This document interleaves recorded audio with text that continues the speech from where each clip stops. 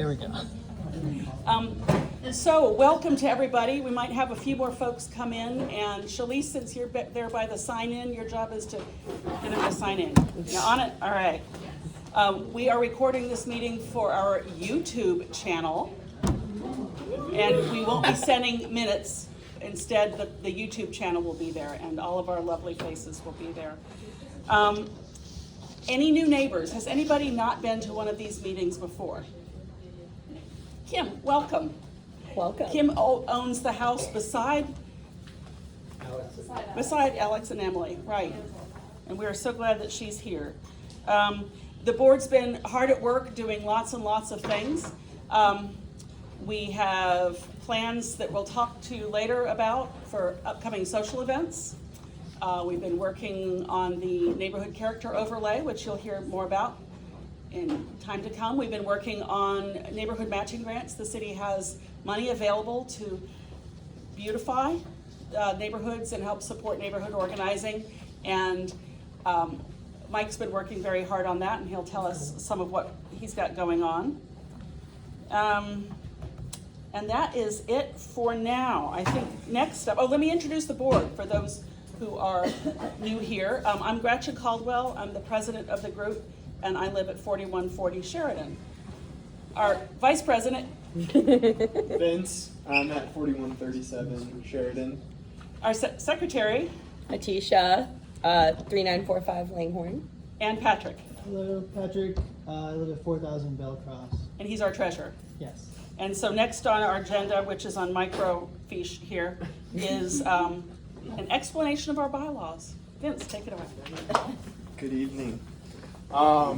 First off, I wanted to start by saying thank you to everyone who provided input or feedback in helping establish the bylaws. The last draft was back in October, and that was kind of the final draft for now, but we did receive a good amount of input and suggestions about the bylaws. And rather than an explanation, I do want to just highlight a few things just to remind people like what the purpose is of the board, and I think there's some other points that come up quite frequently, so I just want to go ahead and hit on those. So purpose, we as a springboard that then transitioned into the board last year wanted this to be something that can improve but also sustain the quality, cleanliness, and like safety of the neighborhood. I always say like Medford Acres is kind of nice little bubble within our little part of East Charlotte, and we would love to keep it that way. And so the why behind the board is just to have a collaborative effort amongst neighbors in order to sustain that and then improve it where we as a neighborhood see fit collectively. Another thing I wanted to hit on is membership. This is not an HOA. I just wanted to restate that again. This is just a voluntary and open residential association where, again, it's a collaborative effort in shaping and continuing to define like what our character as a neighborhood is. So you'll hear dues. I think we were collecting some dues before this meeting. Those are completely voluntary, and it's whatever you feel comfortable giving.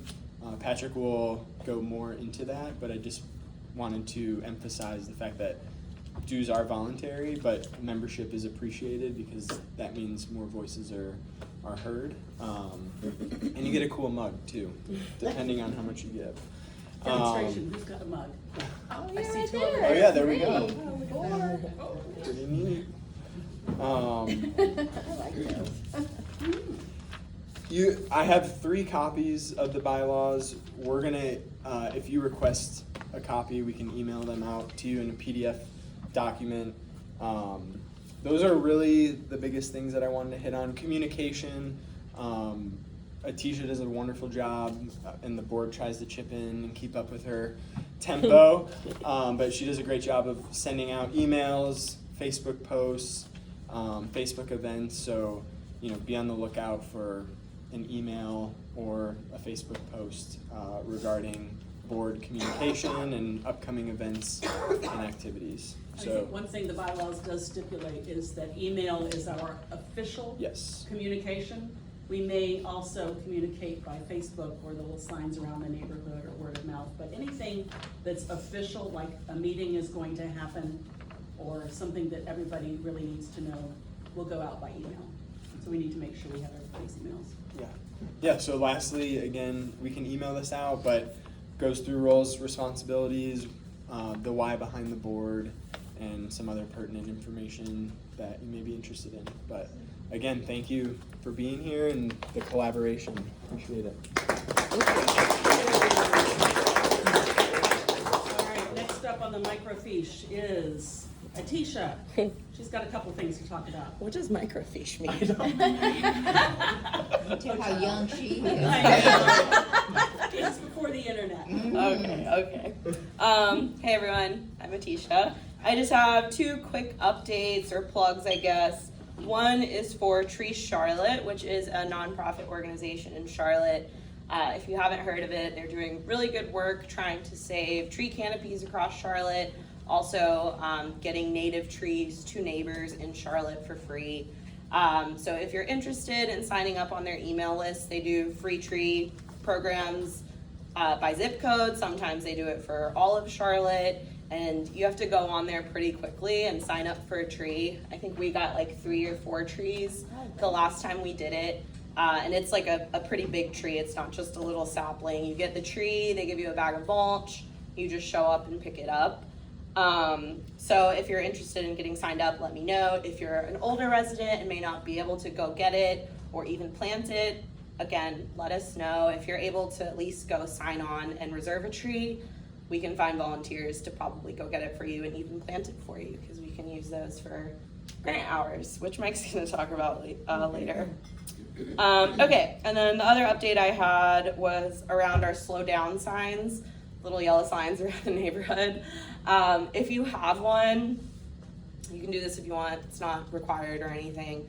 We figured it might be a good idea to take them down temporarily, because most of the people speeding through our neighborhood speed through every single morning.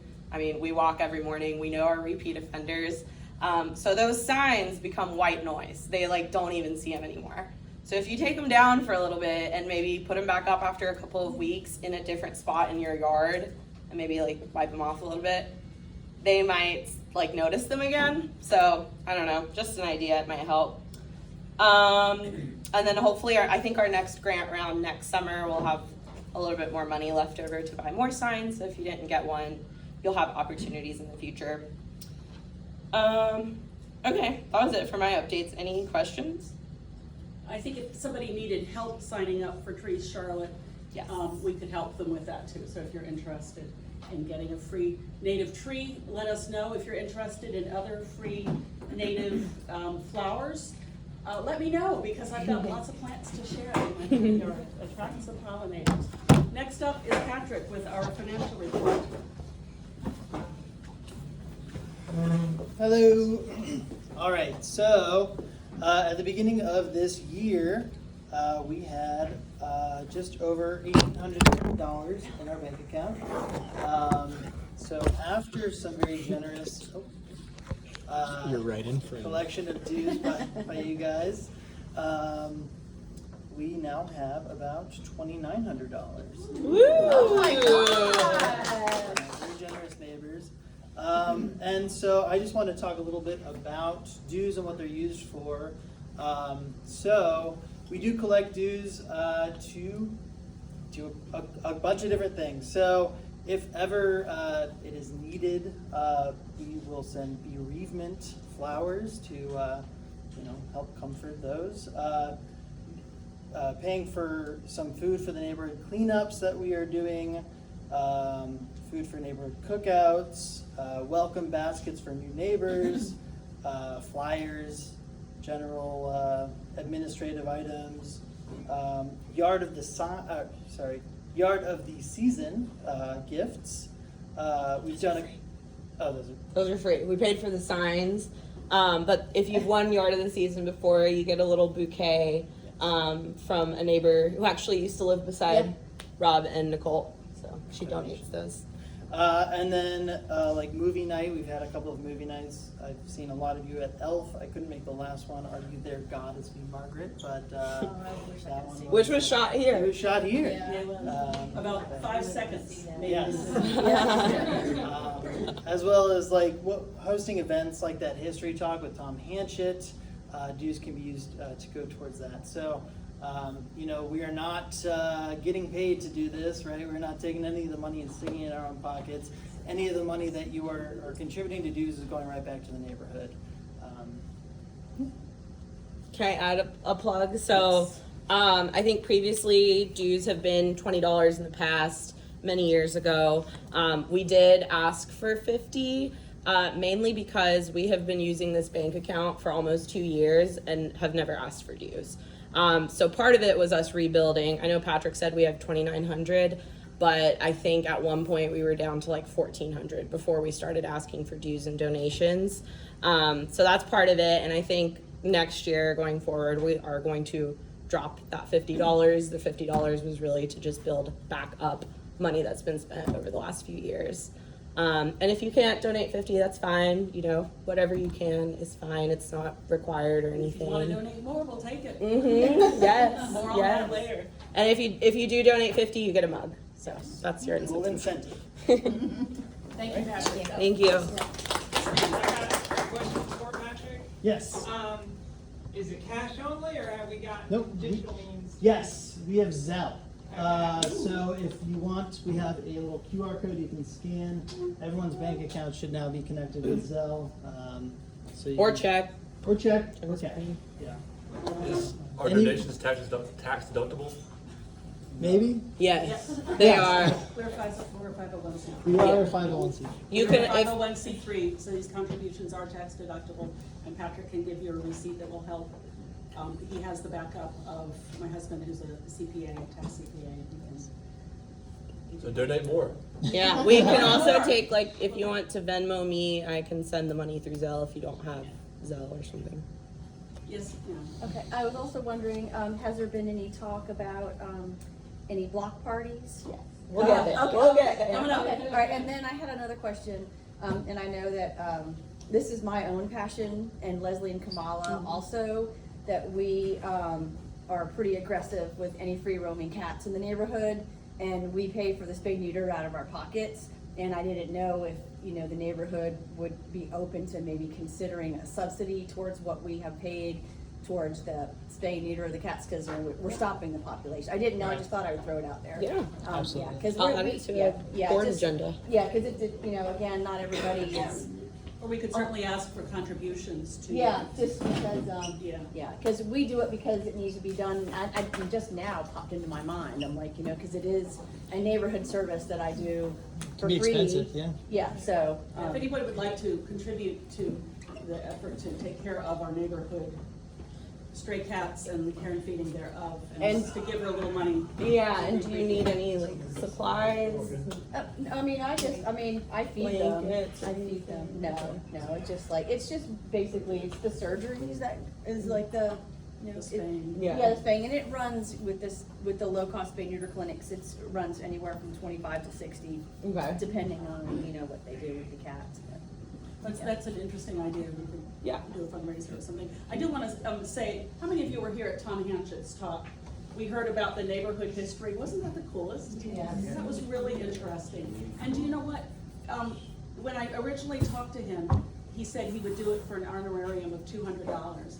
After being here and seeing the engagement of all of our neighbors with each other and building the community, and the fact that we paid for the food that we served instead of going to Lashish and asking for a donation, he did that for free for us.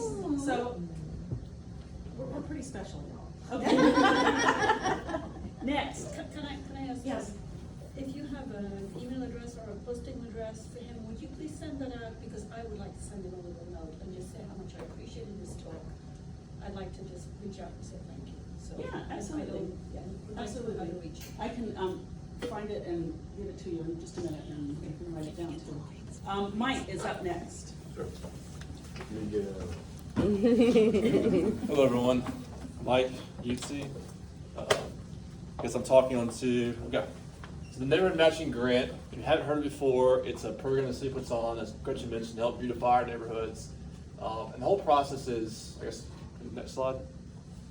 And to explain a little bit what it is, I'm not going to read it off the screen, but essentially, I guess to mention, they try to allow neighborhoods to target projects themselves and then just help fund it.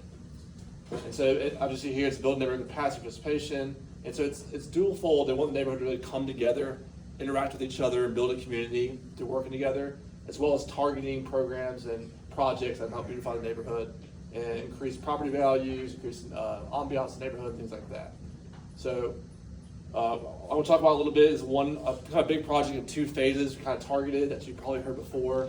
The awesome news is we actually did this program last summer, on a very small scale. Our neighborhood qualifies for $10,000. Last year we did this very small one, where we got the neighborhood signs you see around the neighborhood, announcing projects, Speed signs. and also neighborhood pins. So that was a very small round we did, just kind of test the process out, see how it worked. Worked very cleanly, very smoothly. At least on our end it did. The city took a little while to get past to them, but that's cleaned up. But tonight we're going to talk about a larger project. So we're going to max out the $10,000 contribution we're looking for. So next slide. So and how and kind of go through this whole list of checklists. What's really eligible, what we want to target. So as you see here on the left, it has to be achievable within a year, occur within city limits, provide for the public benefit of our entire neighborhood. And really plan internally and work through internally through our own folks here. And then, as mentioned, as you probably all heard, it's a 30% volunteer match, and I'll explain that in a little bit, how that applies to the money and the funding of it. And you can read on the left here. Well, basically, ineligible items, expenses, ones that are kind of temporary, or like food and annual plans, and you can kind of read through it. But No clowns. no clowns. No so. clowns. So they really want to target just lasting improvements to the neighborhood, not like providing food for cookouts and stuff like that. So, if you want to find out more, they ask us to share this link so you can kind of dive into the program more. But we'll send this link out in this presentation, but you can click here to find out a lot more about it. So, going to our project. So we noticed that moving into the neighborhood, one very basic thing to do is enhance the sense of identity. We're obviously, as Vince mentioned, they're kind of a bubble, a little pocket, a very small neighborhood compared to a lot of other ones. And we're also, as Vince mentioned, a cut-through neighborhood for a lot of folks. So it's very easy not to recognize we aren't even in the neighborhood at all unless you live internally. So one of our goals is kind of twofold. Let the world know we are a neighborhood, and also kind of have a sense of, better sense of self and improve our looks internally. So basically what idea we had was to walk around the neighborhood every day like me and Tisha do. We saw kind of the deteriorating presence of our signage. We thought that'd be very easy, low-hanging fruit to target and improve. And so with the amount of money we had, we kind of did some pricing and realized we can really target both the stop signs and the street signs. And initially, this all got kicked off because the city often allows neighborhoods to install neighborhood toppers. But through investigating that, we realized, well, why not just stop at the toppers? Why not replace the entire sign? Especially since the toppers have to be installed as a last step if you are going to replace the signs. So we thought, well, let's replace the entire sign first, then come back to the topper. But I'll explain that later on. But initially, it's to replace all the signage in our neighborhood within 2 phases.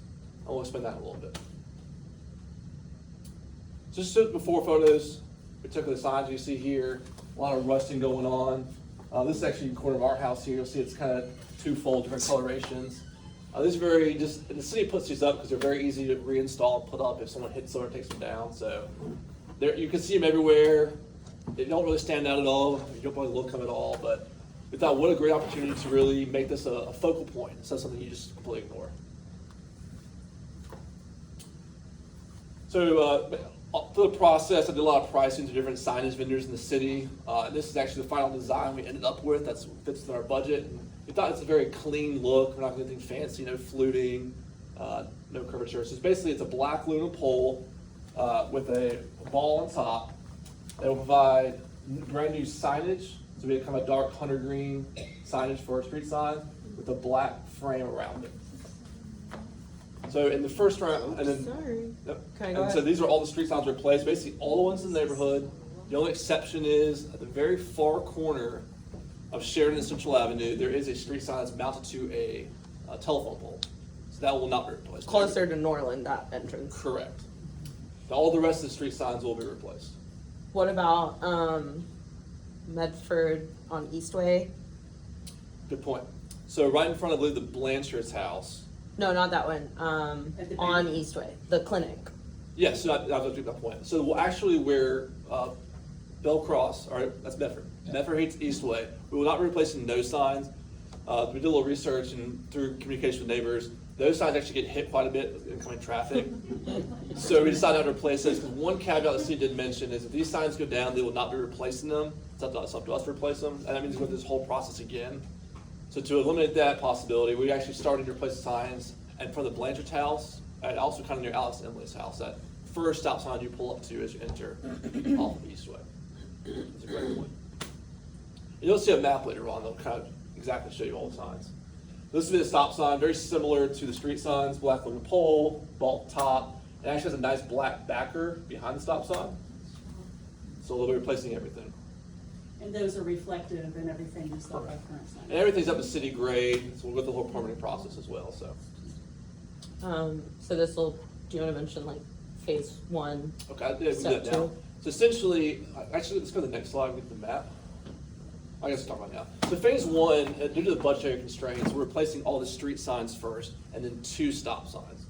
And that's because at the very end, as we mentioned, we wanted really this process whole started installing toppers and kind of working to the end backwards. We realized you can't install a topper if you intend to install a sign because they'll fit differently on different types of signs. Love the topper. Yep. We're actually gonna have a little vote on that later on. So. It's fantastic. That's just an example. But because we're actually installing, we took a neighborhood walks from our neighbors, and through great feedback, we realized it's better to install the toppers on top of the stop signs instead of the street signs. Better visibility, and plus folks actually stop there. So because we chose to install them on the stop signs and all the entry points to the neighborhood only, it was more cost effective to get all the street signs done in the first round and then target the last of the stop signs and the toppers in the second round. Which, the timing, next year Yes. would be phase two. All right.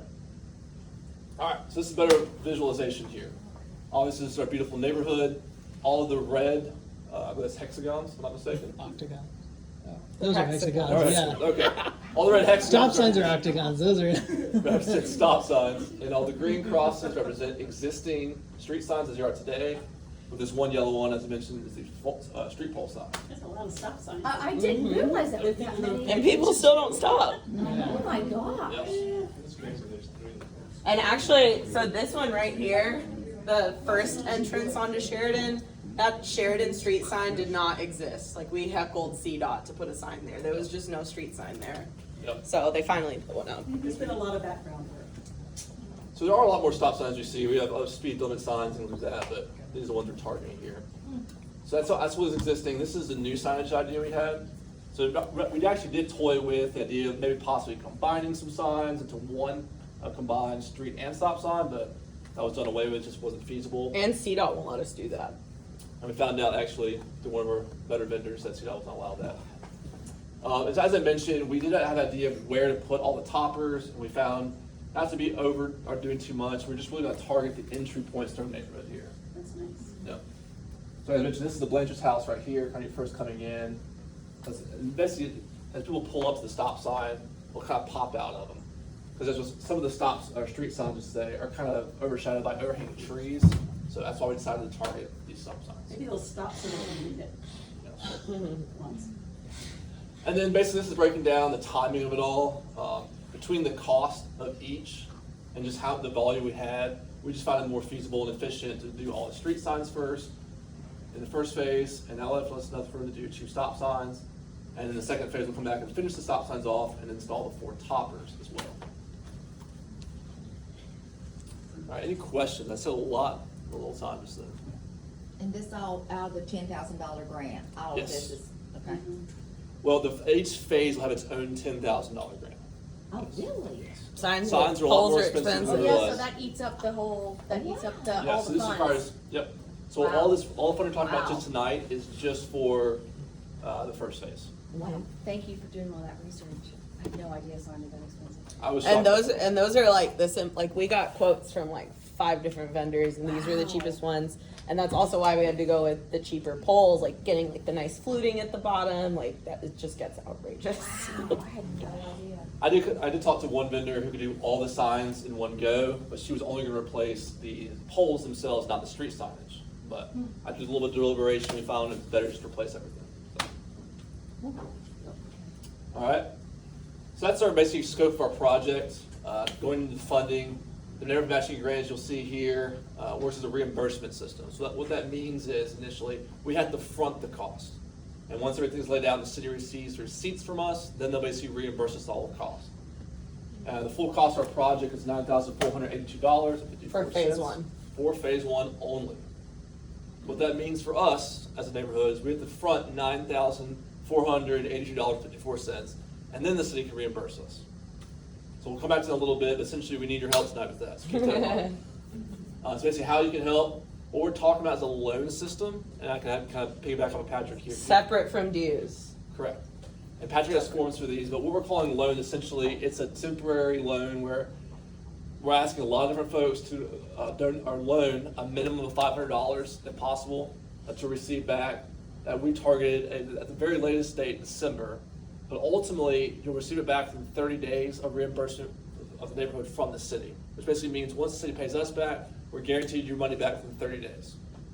If not the same day. If not the same day. If we had enough money in our bank account to be a revolving account, we could do that, but we don't have 10,000. As a retroactive plug, the more you donate, the less loans we need in the future. Yeah. I just will plug there. The money has to be paid before the signs go in, right? Correct. Half. So you Half. pay the funds, and So actually, then the signs go in, which may take 2 or 3 months. So and we have a then- little timeline for you here. I answer these Okay. questions. You want to go click forward? Not to cut you off. Sorry. No, that's fine. Here we go. Okay. So essentially here, this basically there's three neighborhood matching grant rounds for the year. The city canceled the first one in March, so the next one was on June. So we worked all through the spring, pull everything together, and we submitted our application on June 1st. The city now has that, they're going through it. And then they basically told us they've actually sped up their review process, so they're targeting the end of July for approval date. So assuming that occurs between late June to early August, once that's approved, then we can spend our money with the vendor. We're not allowed to spend anything until the grant's approved. So once that happens, I'll reach out to the vendor, who's basically on standby already, and say, hey, we're ready to go. What he has asked for us is give us half the money up front for production. It takes about 30 days to create the signs, and at the end of that 30 days, he'll install, and essentially once the day of the installation, he wants the second half of the funds. So essentially we'll think about it this way, we need $5,000 at the start of to create the signs, and $5,000 at the end. But to avoid all the timing of that, we're just trying to get all our funds together on our end by the end of July, so July 31st. We want to have our $10,000 collectively ready to go. And the reason why we said $500 minimum loan is if people are just giving like, oh, here's $20 that I'll get back in 10 months, here's another 20, here's another 30, it's gonna be a nightmare for us just And dealing Patrick, with that. And Patrick specifically, dealing with that, reimbursing everybody. So, you know, the more you can give, the better you will be getting your money back. So it's kind of like an investment in the neighborhood and in your property value. So. Coffee mugs involved? If you give the minimum 500, we'll give you a mug. Absolutely. Screw it. As you see here, I mean, we are asking for a loan, but as you mentioned, it's an interest-free loan. We want to get the money back to you as soon as possible. It's just a necessity of the program, unfortunately. If the signs are installed in September, we can get reimbursed as soon as we can prove that we completed all our volunteer hours. That's how that works. So once that's all done, we're estimating at the very, very, very drop-dead latest, December, to get all the paperwork into that and everything. Last year got done much sooner than that because we had a much smaller loan to pay back. Yeah. But if you think about it this way, you're giving us money in July. We're talking 4 months of your time to get your money back to you. So it's a very short-term loan. The only caveat to all this is a 2-phase project. So, and you can work this, we basically thought about this, and we can really work this, Patrick, and decide for yourself how long you're going to let the loan out. But if you're going to give us $500 now, instead of paying you back and asking for the money again for the next phase, we think that there's an option to we'll hold on to your money if you're okay with that, instead of just having you give money back and forth. So that's an option you can talk to Patrick about if you decide to give a loan. Do you want to mention the That is form? And that leads us to the forms. Patrick has some forms up here that kind of officialize and make you feel better about giving us your money. It's I don't want to say contract, but like it is a contract saying we will pay you back, you know, as soon as we are reimbursed, things like that. So you're welcome to. Do you want to pass it Sure. around? I guess. I can You pass guys can read these them around. out. So we're trying to be official with your money. We want to respect your time and your money. So Yeah. make it as official as possible. Yeah, and whatever can't be covered, like as Patrick said, we have almost $3,000 in our neighborhood bank account, so we are planning to use a lot of that, in addition to whatever loans that we get. And as a funny anecdote, and completely accidental, I've already donated the first loan accidentally, but I went ahead. It's funny. I tried to give money to Atisha for half our mortgage payment, and her name is tied to the bank account, so I gave money to Patrick. But we call that my first $500 payment. So I'm a guinea pig for this process. But yeah, so that's the timing of the loans. Any questions on that? Please. Oops. Send the money again, it was Zelle, cash, or check? That's right. Okay. Who's the check agreement here? Medford Acres Neighborhood Association. That's a good point too. So we don't ever touch their money at all. Everything's done through our neighborhood association. So the city will not take checks or any payment from us. It all goes through the neighborhood association. Yeah, so this is project phase 1 timeline. Essentially, there's an option to do this whole phase 2 of our portion in the spring in March. We'll probably kick the can and just do it in June of next year. Just make it clean and easy. Match the same. Exactly. So it'll be exact So same you'll see this timeline. slide again next summer, everyone. Unless we decide we want to go and speed this up and get done in the spring. So that's just kind of a decision we can make as a group. No question. Well, we have to resubmit the neighborhood matching grant for phase 2 next year. Yes. So it's possible that phase 1 is accepted, but phase 2 isn't? Highly unlikely, because with an application, they say if you're going to have a phased project, Okay. they're not going to be hanging high and dry. Okay. The only caveat to all of this, I was talking to the administrator for the program. These, and how we qualify for $10,000, it's actually 2 tiers. So we are tier 1, which basically means our neighborhood qualifies for $10,000 grant. There is a tier 2, which is $25,000 grant. Across the street gets $25,000, which And is if you very put- annoying. Really? Yeah. And how the city does it, they, based on the median home value of a neighborhood, of an area, is how you qualify. They have a massive map you can search through. It is kind of fun because they're using house values in 2015, which is obviously way outdated. But they told me that this is actually the last round of grants that they're going to have before they reevaluate all of Charlotte. So obviously they'll raise all funds and all house values. So Yeah, like I'm not saying 100% certainty, but because they know it's a phased project, it's highly unlikely they're going to let us do phase 1 and not finish phase 2. like South Park also gets 10,000. So like, you Oh, know, we're like South Park. yeah, that's like where, you know, And trust me, I wouldn't spent be worried. close to 2 months arguing and making them justify why we get 10,000 and across the street gets 25. What Yeah. did they say? Was it just really based on home value? But is If there? I can forward you all the emails. He tried so Yeah, but so you hard. don't really know. I mean, but so. They were can basically, you- can so you- the threshold was the median home value for under $104,000 was qualifies for $25,000. So there, because then they assume that across the street is Is more needy. more need, yes, okay, you, thank you. Yeah. Correct. Needs a little more help to shine it up a bit. That, and Okay. our neighborhood was so small, we're actually lumped in with, I think, Sheffield Park. Okay, And I try to use geographical reasons and okay. home, I mean, everything I could under the sun to convince them otherwise, but. Yeah, and back to Emily's question, there's like our neighboring neighborhoods like Winterfield, Sheffield Park, they get the 25,000 every single year, and they use it like their community gardens, their parks, their pickleball courts, all that crap. They use these funds for that, their toppers, all of that. And in addition to that, the lady who manages all of the grants for the city, her name's Jackie Claire, and Mike has formed a very good relationship with her by talking about all of this. And she knows us, she's seen this full presentation. Like, they're not going to deny us for phase 2, knowing that we did all this work up front. Because we're also a success story. Like, we have to send them pictures every time we have events and things like that, and they use our pictures for, letting other neighborhoods know about this program. And is there another part of the slide? Toppers. Yes, okay. Okay. So I'll preface the street toppers real quick.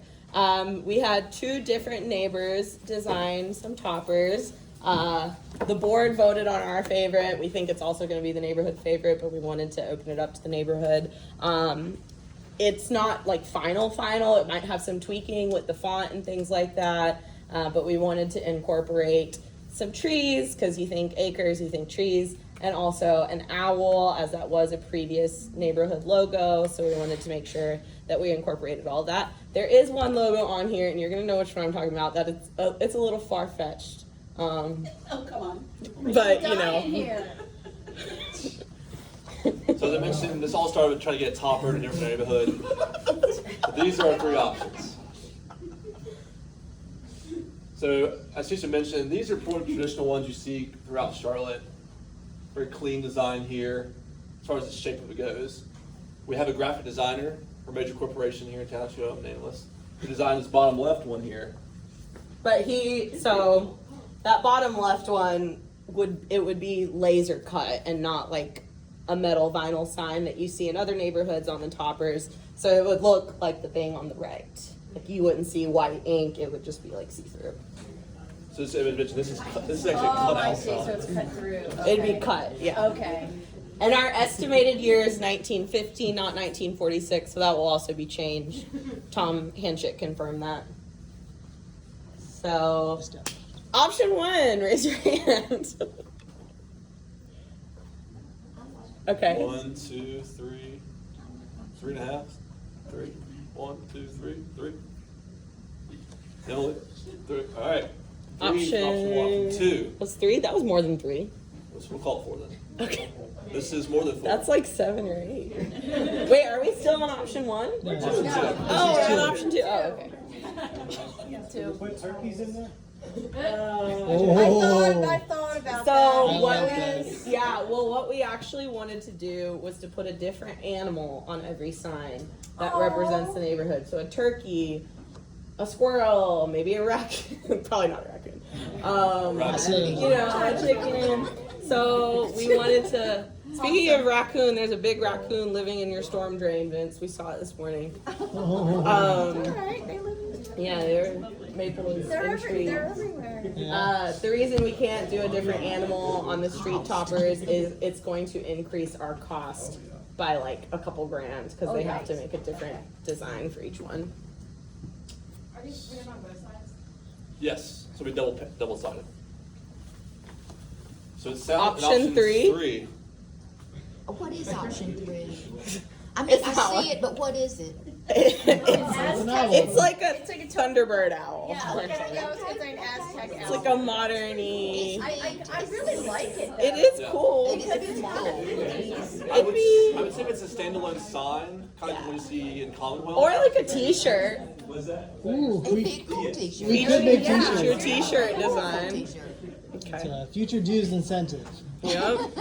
But so also to mention, this is gonna be a black sign with white lettering, just to be clear. Yeah. Yeah, that one will not, option 2 will not be laser cut.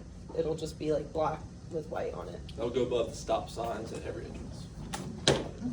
Okay. So it sounds like, unless there's any recount needed, option 2 has it. Cool. Great. Okay, any final questions for Mike or the board on So grant? to summarize everything, grant's in with the city, we're waiting for approval, hopefully by the end of July. So what we need to do now is deep dig in your hearts and your pockets and provide us some loans to get this project to the finish line. You can either provide the loan now, or if you want to wait, we know we're getting approved, guys. Like, we just know we are. But if you want to wait until we're approved, we can collect your form as a pledge and then come to you once we're approved and get your loan And by the the end money, of the July. money will not be spent until it is approved. So until we know we're getting the money back. Yeah. So there's no risk in you spending the money and then us buying the signs and finding out we're not approved. That's not going to happen. And the vendor is very reputable. He's done this with plenty of neighborhoods before. He's a good guy. And then if you are chatting with neighbors who didn't make it to the meeting, everyone, so all of these signs that are being replaced are on city right of way. The first 5 feet of your property, it's not your property. Technically, it is the city's. So if you do have a sign in your yard, you're gonna get a letter in the mail from us, not from the city, just letting you know, probably like a month before the work is actually gonna start, letting you know, hey, if a vendor shows up pulling the sign out of the ground, don't worry about it. It's our guys. So, and it'll include the map and the phases and everything. So that was my next point. Just get notified if you have a sign in your yard. If anyone wants a copy of this presentation, just let us know. We'll email it out to We'll leave it to everybody. everybody. Mike, did Yes. you say that, do we have to do volunteer hours though? Turn in volunteer hours? This group is so That good can be- at anticipating what the next topic is on the agenda. Yes, I've been hounding everyone every time you see me for signatures. The way that All of your sign-in, all these sign-in sheets are counted towards our hours. So there's two parts to it. Pledge hours, which basically goes part of the application, saying, hey, our neighborhood's volunteering. We're saying, hey, we're definitely going to give you our hours. The back end of that is after the project's done, we have to actually do those hours. So it comes in the sign-ins at volunteer events, group meetings, even something like our neighborhood, we'll talk about later on, our neighborhood fall party. We can count that as sign-in hours. How long do we have to do this? You have it at 12